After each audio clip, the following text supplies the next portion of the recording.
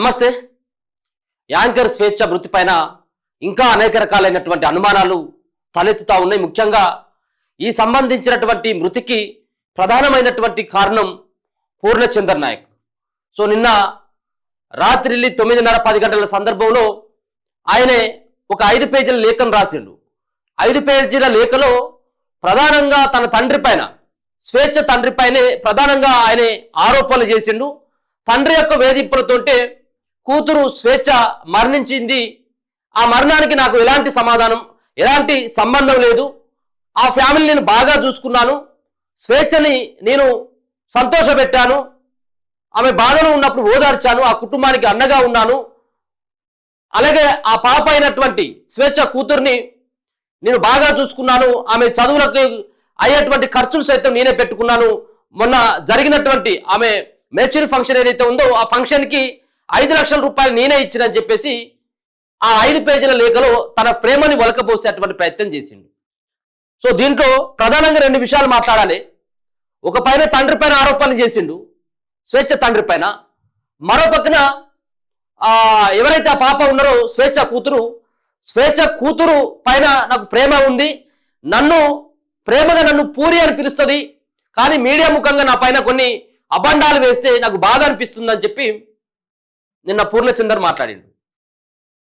అయితే దీంట్లో ఒకటేమో తండ్రి ఇచ్చినటువంటి ఫిర్యాదు, స్వేచ్ఛ తండ్రి ఇచ్చినటువంటి ఫిర్యాదు మేరకు పోలీసులు కేసులు నమోదు చేసుకొని దానిపైన విచారణ చేపట్టిండు. అది నిన్నటి వరకు.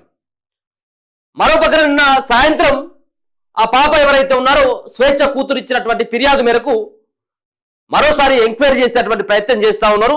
ఇప్పటికే ఆ ఫిర్యాదు ఆధారంగా పూర్ణచందర్ నాయక్ పైన ఫోక్సో కేసు నమోదైంది. అంటే ఫోక్సో కేసు మీన్స్ చిన్నపిల్లని, మైనర్ బాలికలను వేధింపులకు గురి చేసిండు అన్నటువంటి ఆరోపణలు. ఆ పాప క్లియర్ కట్గా చెప్తా ఉంది, నన్ను కూడా ఇబ్బంది పెట్టేవాడు, సో ఏ విధంగా ఇబ్బంది పెడతాననేది నేను చెప్పలేను, సరే మీరు అర్థం చేసుకోవచ్చు. సో ఫోక్సో కేసు పెట్టినంటేనే మనకు దీని ద్వారా ఆ పూర్ణచందర్ ఏ విధంగా ఆ ఫ్యామిలీని ఇబ్బంది పెట్టి ఉంటాడు అంటే, ఒక పక్కన లైంగికంగా తనను వేధించడం అంటే పెళ్లి పేరుతో తనని మోసం చేయడం. నేను పెళ్లి చేసుకుంటాను, ఈ రోజు కాకపోతే రేపు పెళ్లి చేసుకుంటాను, రేపు కాకపోతే ఇంకో ఏళ్ళు పెళ్లి చేసుకుంటానని చెప్పేసి నమ్మబలికి తనని శారీరకంగా వాడుకొని, అన్ని రకాలుగా వాడుకొని వదిలేసేటువంటి ప్రయత్నం, ఇబ్బందులు పెట్టేటువంటి ప్రయత్నం, చిట్ట చివరికి చేసుకోనని చెప్పేసి మోసం చేయడం లాంటిది. ఆ సంబంధించినటువంటి కేసులపైన, ఆ సంబంధించినటువంటి తండ్రి ఇచ్చినటువంటి ఫిర్యాదు, అలాగే స్వేచ్ఛ కూతురు ఇచ్చినటువంటి ఫిర్యాదు మేరకు సెక్షన్స్ 69 అలాగే 108 బిఎన్ఎస్ సెక్షన్ల కింద 69 అండ్ 108 బిఎన్ఎస్ సెక్షన్ల కింద పూర్ణచందర్ నాయక్కి వాళ్ళు అదుపులోకి తీసుకోవడం జరిగింది. మరి కాసేపట్లో అఫీషియల్గా ఆయనను అరెస్ట్ చేసి అరెస్టుని మీడియా ముంగట చూపెట్టి రిమాండ్ కూడా తరలించేటువంటి అవకాశం కనబడతా ఉంది. మరి ఈ సెక్షన్లు ఏం చెప్తాయి?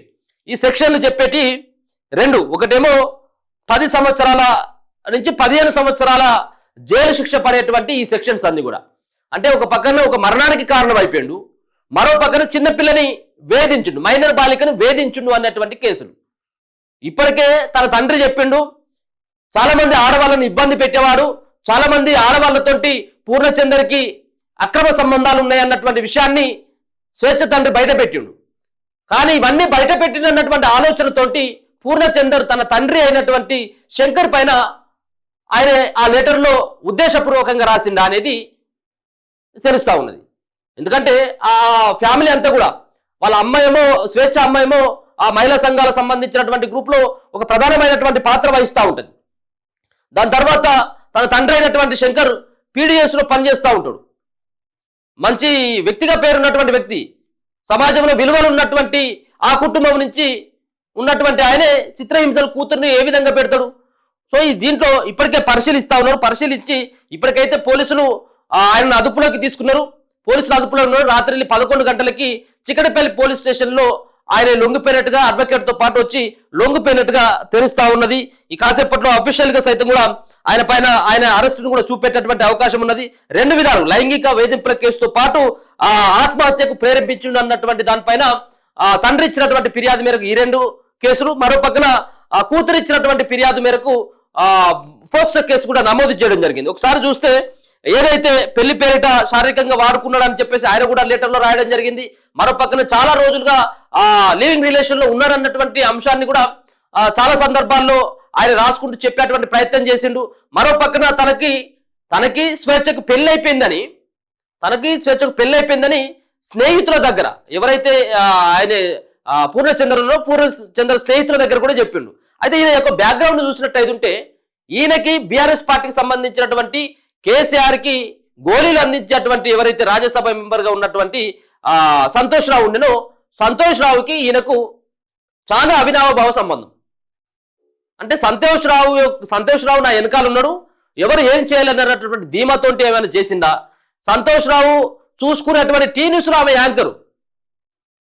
ఒక పక్కన ఆయన ఆదేశాల మేరకే ఇంకేమైనా జరిగిందా అనేది ఒక లోతైనటువంటి విచారణ అయితే కొనసాగాలి.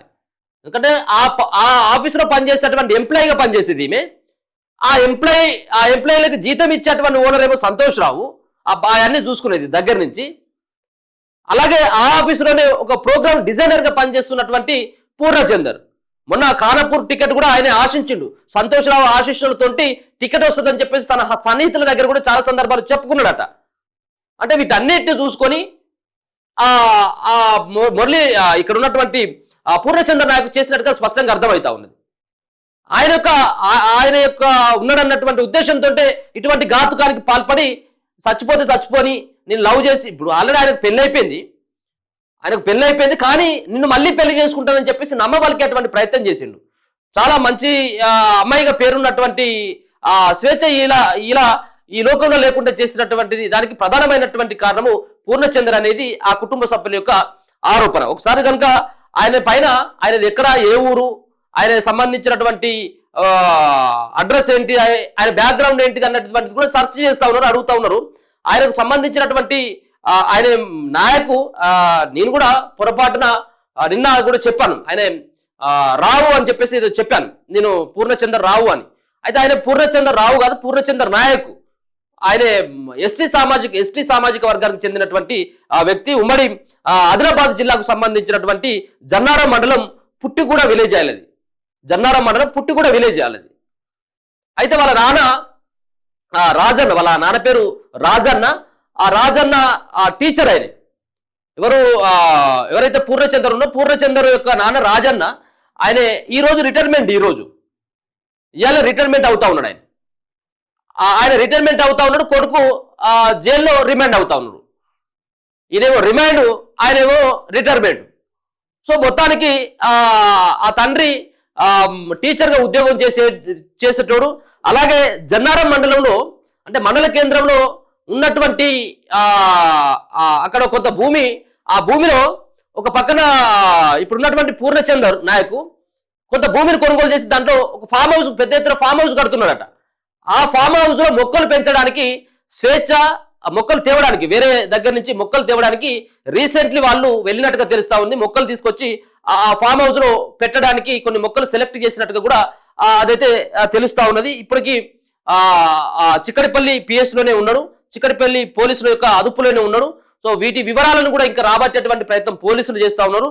మరి కాసేపట్లో ఆయనని పోలీసులు రిమాండ్ కూడా పంపేటువంటి అవకాశం ఉంటుంది. దాని తర్వాత కోర్టు వేసేటువంటి శిక్షలు ఏ విధంగా ఉంటాయి, ఉన్నటువంటి నమోదైనటువంటి సెక్షన్స్ 69తో పాటు 108 బిఎన్ఎస్ సెక్షన్ల కింద కేసులు నమోదైనాయి. ఇవి 10-15 సంవత్సరాలుగా జైలు శిక్ష పడేటువంటి అవకాశం ఉంటుంది. ఒక చిన్న పిల్లను వేధించిండు, మరో పక్కన ఆ పిల్ల తల్లి అయినటువంటి ఆమెను లైంగికంగా వేధించడంతో పాటు ఆత్మహత్యకు ప్రేరేపించేటువంటి విధంగా ఉన్నటువంటి పూర్ణచంద్ర నాయకు పాల్పడిందన్నటువంటి దానిపైన కేసులు నమోదైనాయి. పెద్ద ఎత్తున కూడా పూర్ణచంద్ర నాయకుని అదుపులోకి తీసుకోవాలి, విచారించాలి. ఈ సంబంధించినటువంటి మృతికి మరి ఆయనే ప్రధాన కారణం అని చెప్పేసి చాలా మంది నిన్న ప్రముఖులు మాట్లాడిళ్ళు, ప్రజా సంఘాలకు సంబంధించినటువంటి వాళ్ళు కూడా మాట్లాడారు. దీని తర్వాత కొంత రియాక్ట్ అయ్యి, ఒకవేళ ఈయనకు భయం లేకపోతే ఎప్పుడో వచ్చి లొంగిపోవచ్చు కదా, తన పైన అంత ప్రేమ చూపెట్టడం, కుటుంబం పైన అంత ప్రేమ చూపెట్టమని చెప్తున్నాడు. అంటే మరి చివరి చూపు కోసం ఎందుకు రాలేదు ఆయనే?